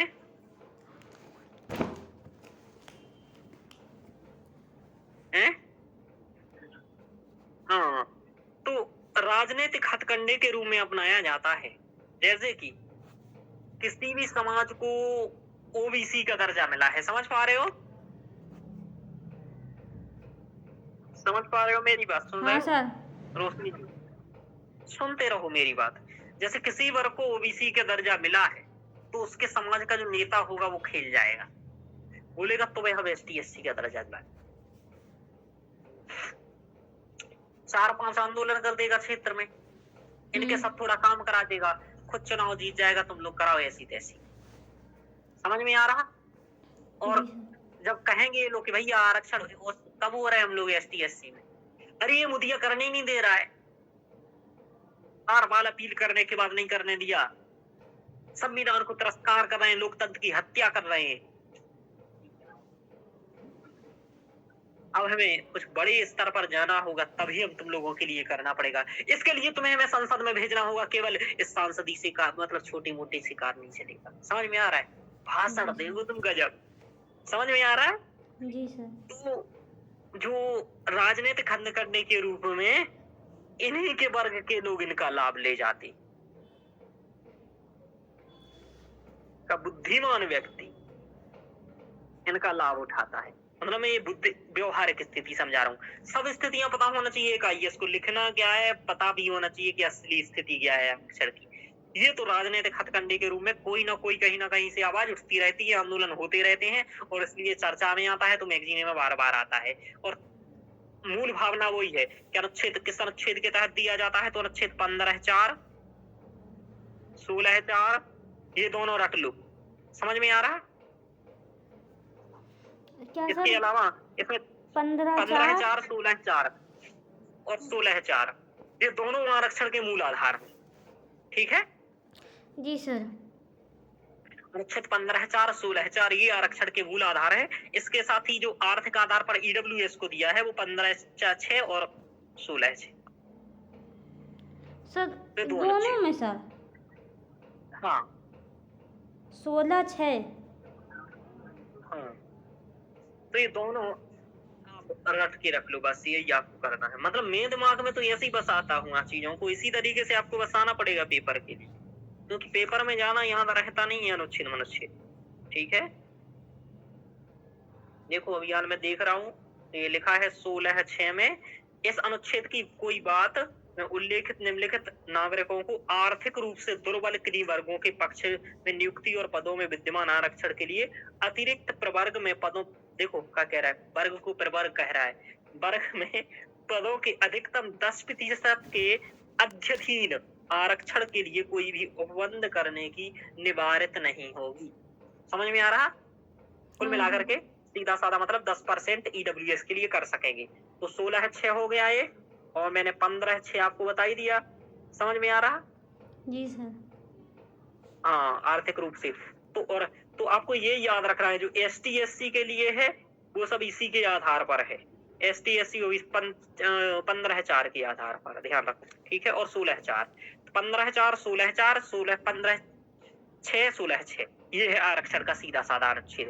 तो ये अनुच्छेद याद रखना, सीधे कहना भारतीय संविधान में, ठीक है, सामाजिक एवं शैक्षणिक रूप से पिछड़े वर्गों के उद्देश्य को मूल वर्ग में सम्मिलित करने के उद्देश्य से अनुच्छेद 15(4) और 16(4) में आरक्षण व्यवस्था का, है ना, समता के समक्ष संरक्षण के उद्देश्य को प्राप्त करने के लिए वर्गीकृत किया गया है। वर्तमान विद्यमान आरक्षण में समस्याएं, क्योंकि क्वेश्चन यहीं से बनेगा, कहां से, कि आरक्षण में, देखो दिक्कत ये नहीं है कि आरक्षण दिया क्यों जा रहा है, समझ पा रहे हो, दिक्कत ये है कि आरक्षण इन्हें मिल क्यों नहीं पा रहा है। समझ पा रहे हो? जी सर। सब लोग पढ़ के जाते हैं कि आरक्षण क्यों दिया, क्यों नहीं दिया, वहां से क्वेश्चन ही नहीं आएगा। क्वेश्चन यूपीएससी पूछेगी दिया तो दिया लेकिन मिल क्यों नहीं रहा। समझ में आ रहा?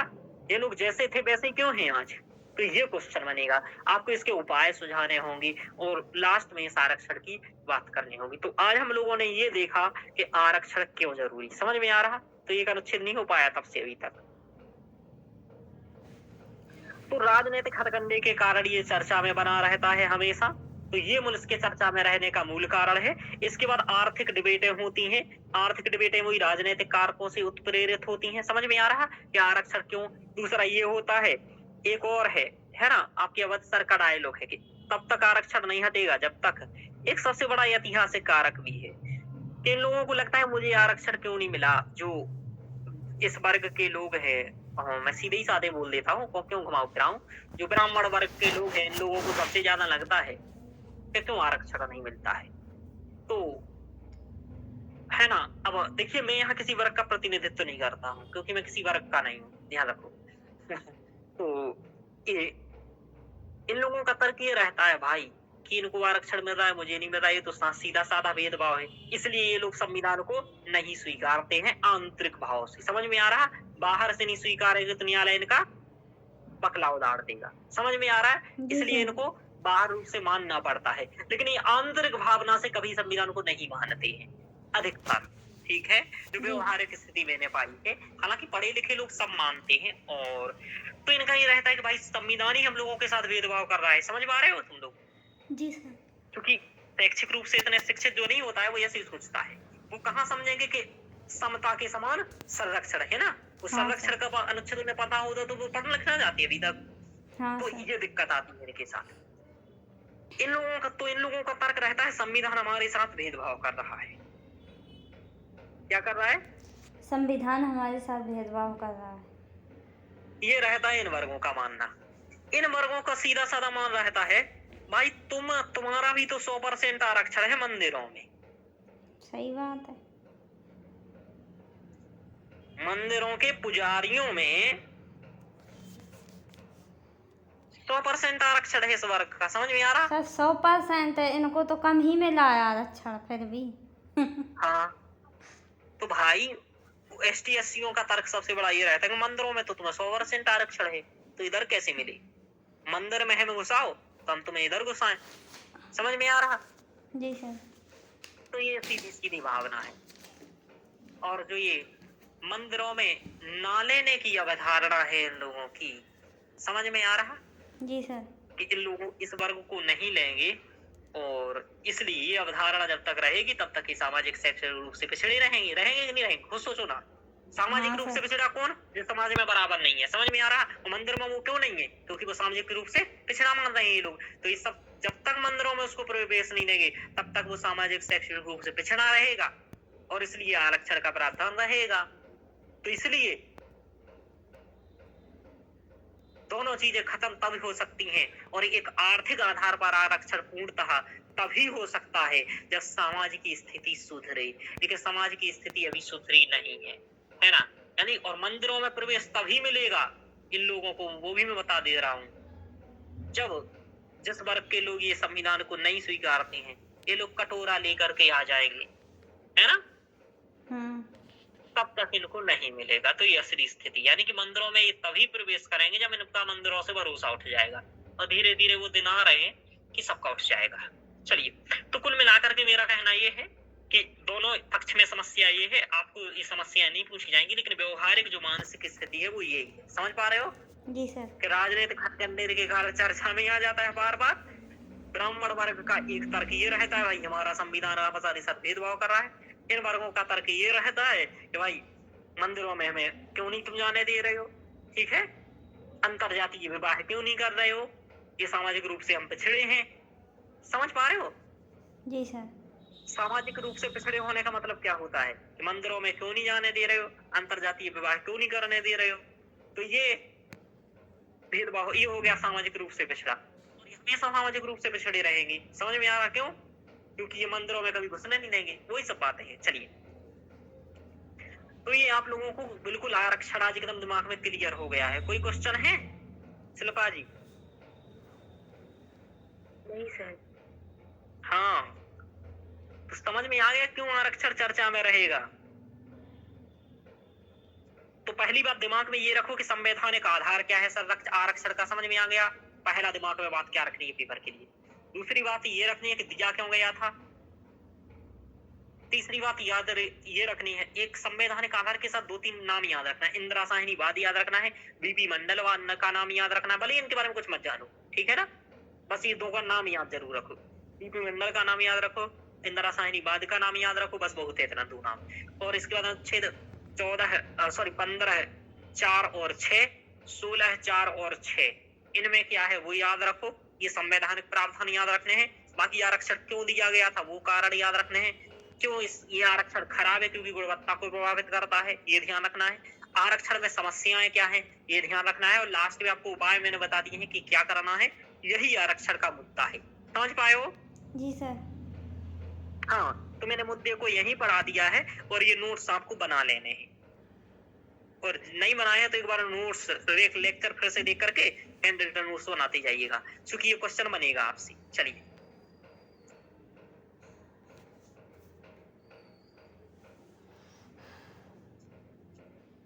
तो समझ में आया सुप्रिया? सुप्रिया है ही नहीं बेचारी, क्लास में ही नहीं है सर। नहीं है ना? पता नहीं सर, पूछ रहे हैं आपसे हम। सर शो तो हो रही है सर। सर यहाँ पे 3 मेंबर शो हो रहे हैं, सुप्रिया, मैं और रोशनी। हाँ भैया, पता नहीं क्या ही कर रहे हैं। मैं तो अब तुम लोगों से आशा ही छोड़ दिया हूँ, आशा बलवती राजन। पढ़ते ही नहीं हो तो क्या ही करे, पॉइंट नहीं बताते हो दो दो। थोड़ा दिन भर क्या करते हो, दिमाग लगाओ थोड़ा। हम तो दिन भर सोते हैं तब भी दिमाग लगाते रहते हैं।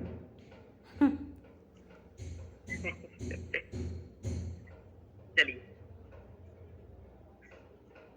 कितना सारा कंटेंट लिखवा दिया है। यदि लिख लिया हो तो अच्छी बात है, वरना कोई दिक्कत है ही नहीं। लिख लिया सर। पर एक बात, हाँ, पर एक बात बताऊं, ऐसे पॉइंट आपको नोट्स कहीं किताबों में नहीं मिलेंगे। मिले? नहीं सर। नहीं सर। ये किताब ही तो पढ़ रहे हो, नोट्स ही इतने तो पढ़ सर रहे हो। ग्राउंड लेवल के नहीं मिलते हैं। हाँ, ग्राउंड लेवल के नहीं मिल पाते हैं जो कमेंट में वाले। हाँ सर। ग्राउंड लेवल के मिलना चाहिए। पर देखो कितना अच्छा पीडीएफ है कि इसमें देखो ये पॉइंट इतना छोटा कर दिया लेकिन फिर भी आ गया, समझ रहे हो?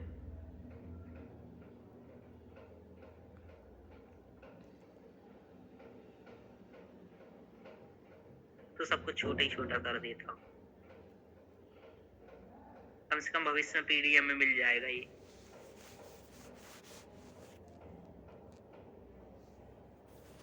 एक मिनट, तो बताओ समझ में आया ये शिल्पा जी?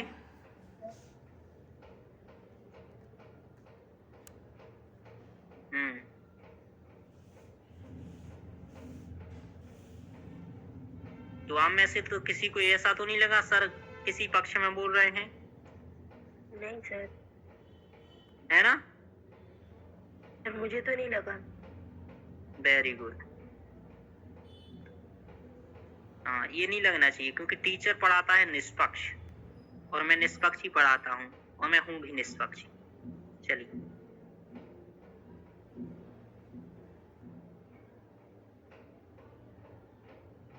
पर ऐसा कंटेंट यदि हमारे फॉलोअर ने सुन लिया तो आधे लोग हमारा हटा देंगे नंबर। चलिए आगे चलते हैं। हाँ,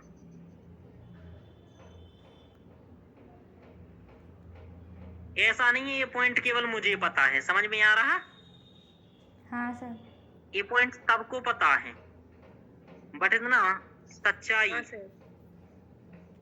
सुनना और बोलना पसंद नहीं हो पाता है, बात ये है। चलो आगे चलते हैं। तो ये मैंने शॉर्ट और छोटे में इसलिए कर दिया कि ये हटे नहीं है यहाँ से। देखो अपन को पॉइंट यहाँ दिख जाएंगी दोबारा जब चाहिए होगा तो। चलिए अभी, अरे बाप रे, चलो तो ये अब तो पढ़, अच्छा अनुच्छेद 17 पढ़ना है, इसको भी छोटा करना पड़ेगा। क्वेश्चन लिख लो आज का। रुक जाओगी थोड़ा, 1 सेकंड और रुक जाओ चाहे तुम लोग।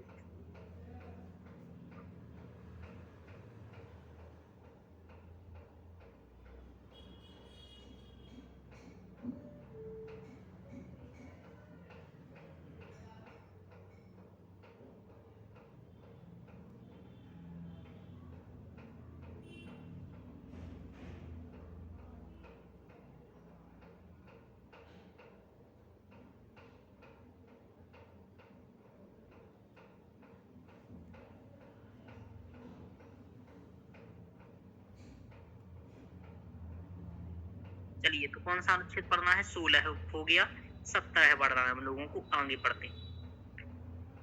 तो लेकिन 17 पढ़ने से पहले एक क्वेश्चन लिख लो आप मेंस के लिए, है ना। जी सर।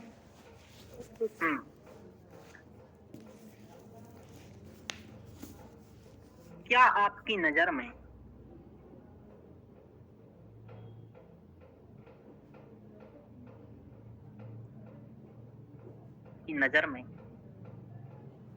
क्या आपकी नजर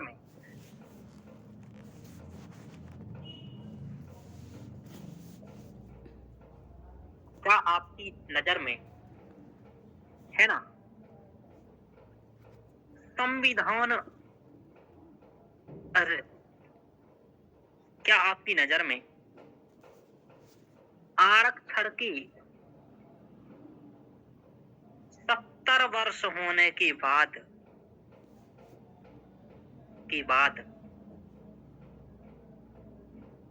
भी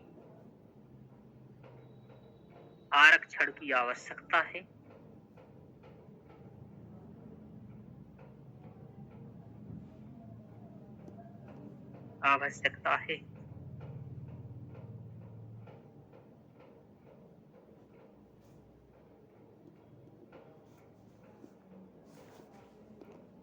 है ना, आवश्यकता है। इसमें निहित चुनौतियों, अब कहिएगा आगे, आवश्यकता है। आरक्षण व्यवस्था में निहित चुनौतियों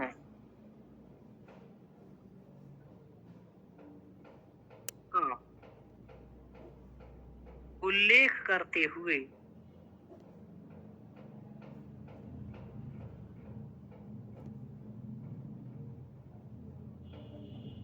समालोचनात्मक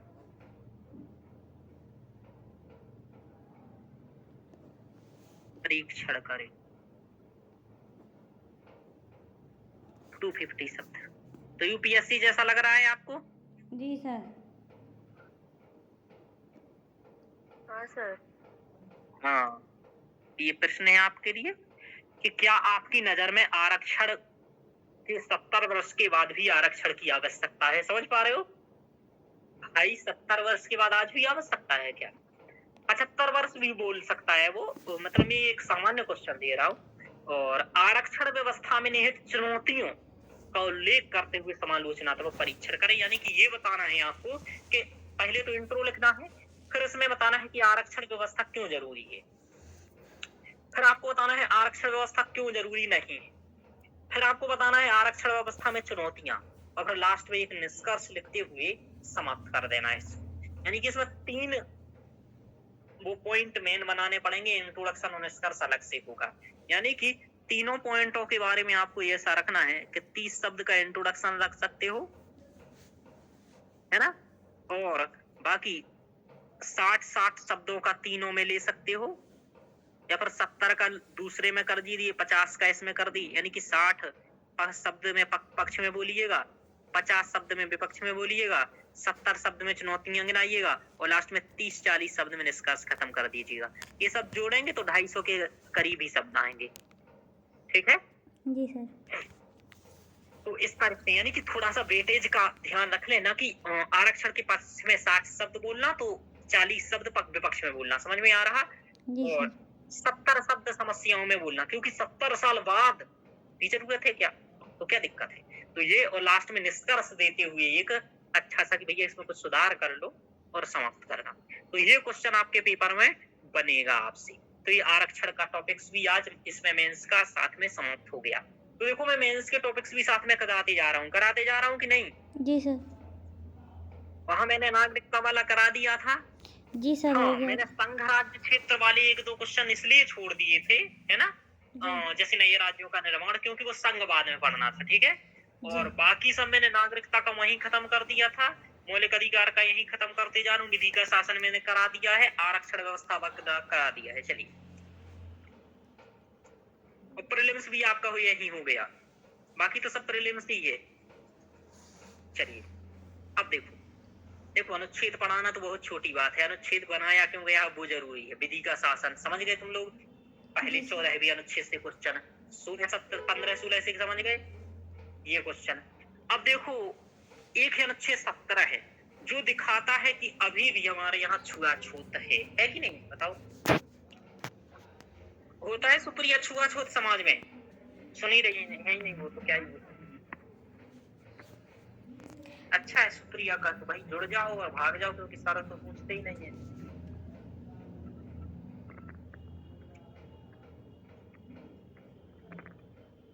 तो रोशनी जी होता है छुआछूत? हाँ सर। हाँ, बहुत स्तर पर होता है। शिल्पा जी देखा आपने छुआछूत होते? हाँ सर, आज भी होता है सर। हाँ, तो यानी कि ये ग्राउंड रियलिटी पर होता है और किताबों में नहीं होता है। हाँ सर।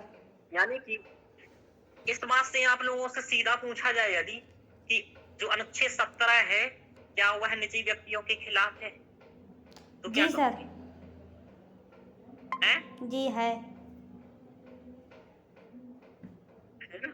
ये निजी व्यक्तियों के खिलाफ नहीं है। समझ में आ रहा? ये कारण क्या है कि यदि निजी व्यक्ति के खिलाफ होता तो सोचो कि किसी के घर में जाकर के किसी के साथ भेदभाव होता तो केस कर देता कि नहीं कर देता? लेकिन तो निजी स्तर पर ये नहीं है, ये सार्वजनिक स्तर पर है। समझ पा रहे हो? कि कोई तुम ऐसा नहीं कह सकते हो पब्लिक प्लेस पर बैठे हो। समझ में आ रहा? सर जैसे कि निजी पार्क व्यक्तियों में के खिलाफ भी तो है ये वाला अनुच्छेद शायद। देखिए, आप कहाँ ऐसा कुछ दिख रहा है आपको? पता ये नहीं यह सर, पढ़ते अस्पष्टता का हैं। उल्लंघन करता है जी। और किसी भी रूम में इसके आचरण का निषिद्ध करता है कि किसी भी रूम में ये नहीं होना चाहिए। और आपको बताऊं, ये इसके लिए कई सारे अधिनियम हैं, ठीक है, जिनके आधार पर ये लागू होता है। जैसे अस्पृश्यता अधिनियम 1955 1976 में संशोधित किया गया। इसका नाम बदल करके अब सिविल अधिकार संरक्षण अधिनियम 1955 कर दिया गया। ध्यान रखो, अस्पृश्यता शब्द को ना तो संविधान में ही परिभाषित किया गया है और ना ही उक्त अधिनियम में परिभाषित किया गया है। ये बार बार पूछता है प्रीलिम्स में कि अस्पृश्यता को क्या परिभाषित किया गया है, नहीं किया गया है। दूसरा ये कि अस्पृश्यता को लागू करने के संदर्भ में क्या उपबंध है, तो ये अस्पृश्यता अधिनियम 1955 है। समझ में आ रहा? जी। जिसका नाम सिविल अधिकार संरक्षण अधिनियम कर दिया गया है। तो ये कहीं भी परिभाषित नहीं है। देखो, मैसूर उच्च न्यायालय में अनुच्छेद 17 का विषय शाब्दिक और व्याकरणिक अर्थ में अस्पृश्यता नहीं है, बल्कि देश में ऐतिहासिक रूप से विकसित हुई प्रथा है। यानी कि इसने कहा कि अस्पृश्यता नहीं है, जो है इसने कहा ऐसा, ये देश में ऐतिहासिक रूप से विकसित हुई एक प्रथा है जिसके तहत ये सब काम चलता है। समझ पा रहे हो? अपवाद, इसमें कुछ व्यक्तियों का सामाजिक बहिष्कार या धार्मिक सेवाओं आदि में से उनका बहिष्कार शामिल नहीं है। समझ पा रहे हो? अपवाद क्या है इसका कि इसमें कुछ व्यक्तियों का सामाजिक बहिष्कार या धार्मिक सेवाओं आदि से उनका बहिष्कार शामिल नहीं है। यानी कि अस्पृश्यता का जो अपवाद है इसका। समझ पा रहे हो? अगर धार्मिक बहिष्कार का सर उसमें होता उल्लेख मतलब परिभाषित होता तो फिर कोई भी मतलब केस कर सकता था कि हमें पुजारी बनना है, मंदिर में जाना है। वेरी गुड, समझ में आ गया? जी सर। यही भूल भावला है कि धार्मिक सामाजिक ऐसा कुछ नहीं है। यानी कि निजी स्तर पर खूब होता है। समझ पा रहे हो? इसलिए ही वो होता है। मंदिर में वो कहेगा भैया हमें देव, उससे पूछो, पंडितों से पूछो ना तुम कि भाई हमें मंदिर में क्यों नहीं जाने दी, तो बोले तुम भगवान को नहीं छू सकते हो। समझ में आ रहा? जी। ये तो तुम छोड़ो, यहाँ तक कि ये भी प्रावधान है कि तुम भगवत गीता ने, अब तो गीता चूंकि वो कोई संप्रदाय है, क्या नाम है, वो बेचते रहते, कौन होते हैं वो गीता बेचते रहते? क्या सर? अरे यार वो एक टकले, वो नहीं है, वो बाबा आता रहता है, भीख मांगते रहता है वृंदावन में मंदिर बनाने के लिए। एक बाबा जो ये इस्कॉन टेम्पल वाले कुछ होते हैं, ये सब गीता बंटवाते हैं कुछ लोग, आपने देखे हो, तो इसलिए ये गीता सबको बंटने लगी है। वरना जो वेद वगैरह होते हैं ना, हाँ सर, इन आश्रम में जाकर के, यहाँ तक कि मुझे, मैं दूसरों का क्या ही बताऊं, व्यवहारिक बताता हूँ। जब मैं आश्रम में पढ़ने आया था तो चूंकि मुझसे कहा कि ये लोग समझ नहीं भर के तुम्हें नहीं पढ़ने देंगे चूंकि तुम ब्राह्मण नहीं हो, ऐसा कह के मुझे मना कर दिया था आश्रम में पढ़ने को। जी। लेकिन फिर मैंने सिद्ध किया है नहीं, मैं तुम्हारी प्रजाति का हूँ, तो फिर मुझे पढ़ लेने दिया। तो कुल मिलाकर के ये कि यही देखो, यही से भेदभाव है कि भाई तुम नहीं हो, समझ पा रहे हो? जी सर। यही सिस्टम है। चलिए आगे चलते हैं, आगे चलते हैं। और देखो ये वाली बात हुई। तो अपमान, इसमें से कुछ व्यक्तियों का सामाजिक बहिष्कार या धार्मिक सेवाओं आदि में उनका बहिष्कार शामिल नहीं है। चलिए अब देखो आगे, तो ये समझ में आया। उच्चतम न्यायालय ने people's of union for democratic right, है ना, क्या है यहाँ, people's union for democratic right के मामले में निर्णय दिया कि अनुच्छेद 17 के तहत निजी व्यक्तियों के खिलाफ उपलब्ध होगा, ठीक है, जी। और राज्य का संवैधानिक दायित्व होगा कि इस अधिकार के हनन को रोकने के लिए जरूरी कदम उठाए। तो देखो ये बहुत अच्छा है, मतलब ये केस के बाद ये ऐसा उल्लेख किया न्यायालय ने, और ये मतलब ये केस आपके लिए बहुत इम्पोर्टेंट है। यानी कि अब जो अनुच्छेद 17 है वो निजी व्यक्तियों के खिलाफ भी है, उपलब्ध है। लेकिन आपको बताऊं ये कहाँ है, इसने, समझ पा रहे हो ना? हाँ सर।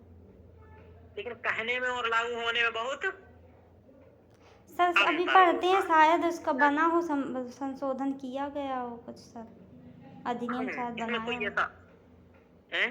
शायद बनाया गया हो अधिनियम। नहीं, इसमें इतना ही रहा है, यानी कि ये कहा इसके बाद राज्य को, यानी कि उन्होंने राज्य के ऊपर ये बात थोप दी, समझ पा रहे हो, कि राज्य को ऐसा प्रयास करना चाहिए। रुकिए एक मिनट में इसको बारे में कुछ इसमें पीआर एक्ट में भी देख लेता हूँ, यदि जोड़ा गया हो तो, ठीक है? जी सर। हाँ हो सकता है। तो ये यानी कि निजी व्यक्तियों के खिलाफ भी ये उपलब्ध है, लेकिन और ये आप कहेंगे people's union for democratic rights, ध्यान रखो।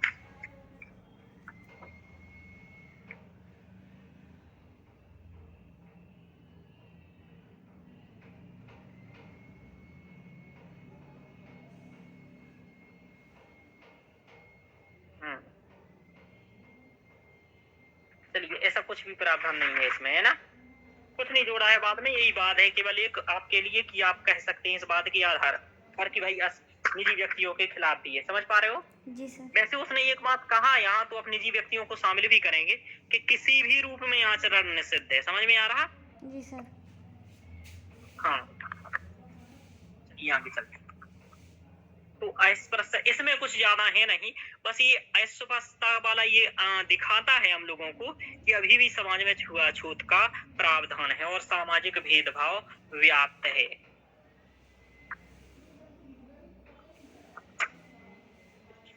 एक मिनट रुकिएगा, विशेष सुंदर में। अच्छा सर बस इतना सा ही है इसमें? हाँ इसमें इतना ही है, इसमें इससे ज्यादा कुछ नहीं है।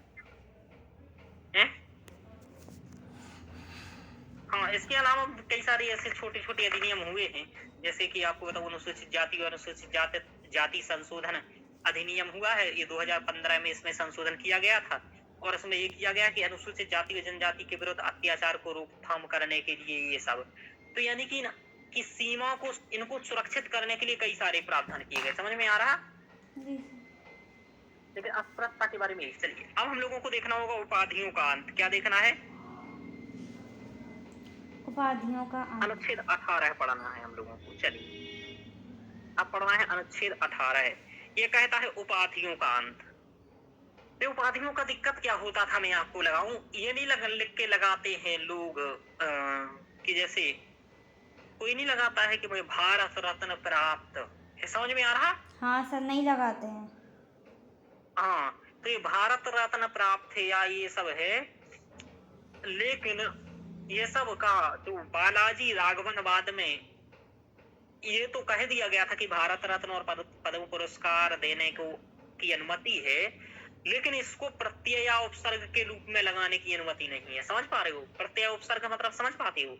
ये कि ऐसा लगाओ कि भारत रत्न प्राप्त, है ना?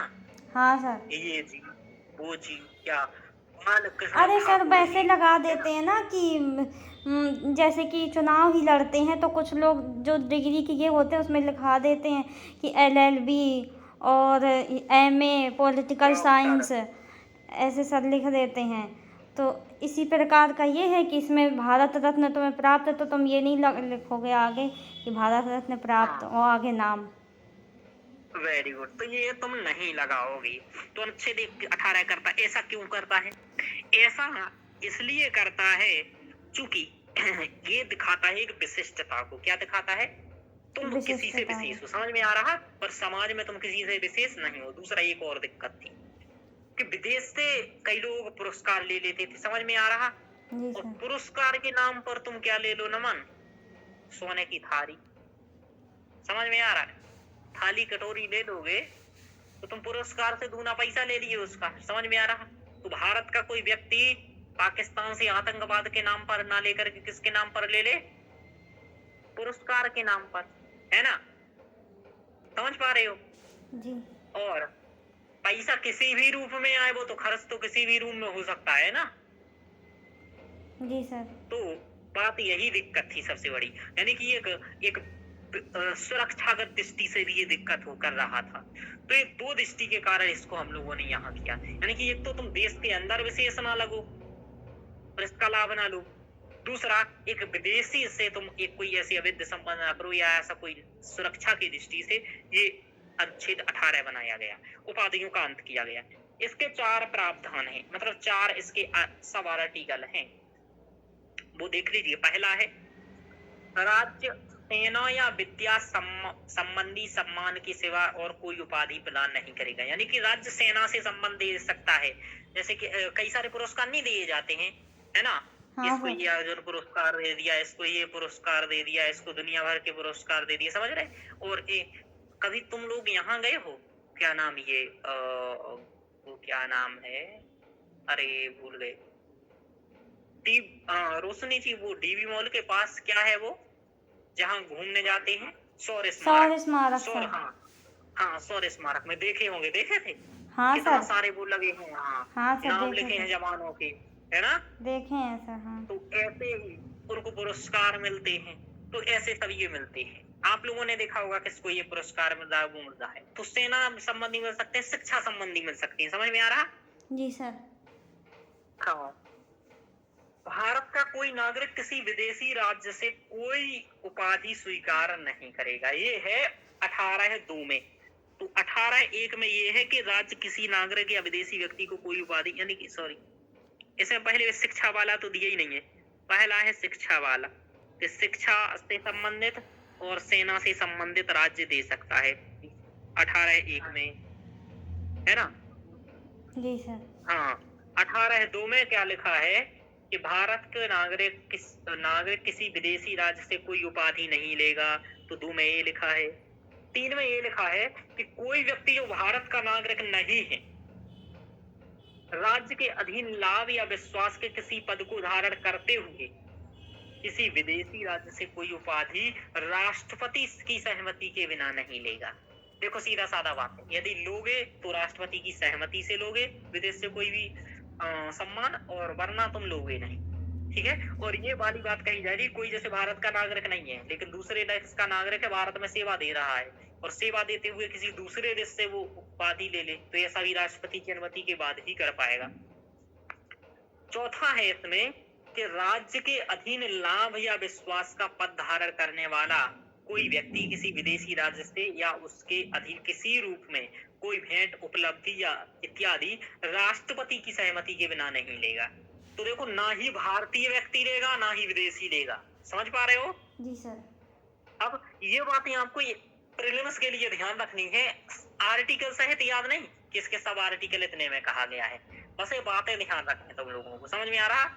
वो कहेगा अनुच्छेद 18 के संदर्भ में निम्नलिखित तथ्यों पर चर्चा करें। सर पर अब पीटी में पूछने लगा है सर, आर्टिकल शायद भी पूछ सकता है। नहीं, अब ये यूपीएससी तो नहीं पूछेगा आपसे, ऐसे के सब आर्टिकल 18(3) में है, 4 में है, सर लेकिन पूछा जा चुका है क्वेश्चन सब आर्टिकल से शायद सर। कौन से क्वेश्चन की बात कर रहे हो? प्री का। देखो, 1-2 क्वेश्चन अपवाद हो सकते हैं, पर यूपीएससी में सर्टेन नहीं है फिलहाल तो। जी सर।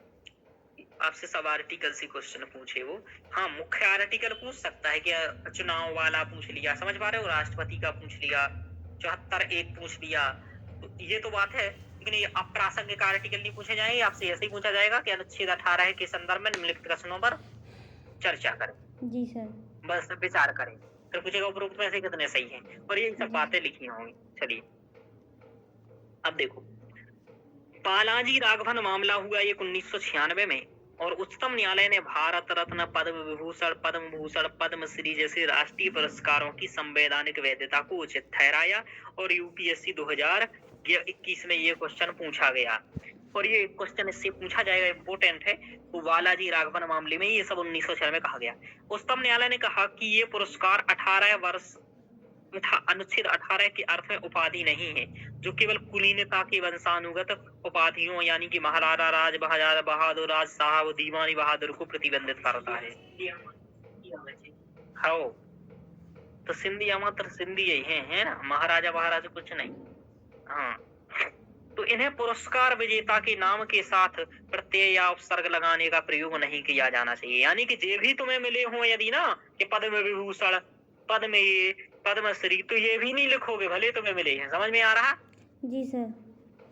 घर में छुपा करके रख लोगे। इसमें पुरस्कार विजेताओं का प्रत्यय उपसर्ग नहीं लगाना है।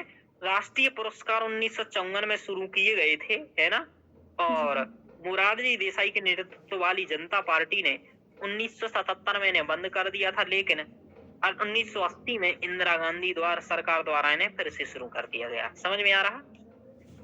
हाँ सर। तो ये है।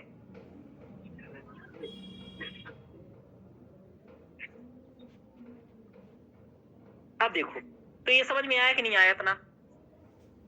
हाँ सर तो आया। अभी तक आपका कौन सा अधिकार हो गया बोलो? समानता का अधिकार। समता का अधिकार हो गया। तो समता के अधिकार में 4-5 अनुच्छेद है। कौन कौन से हैं? सुप्रिया आ गई हो कि अभी घूम घाम के कि नहीं आई हो?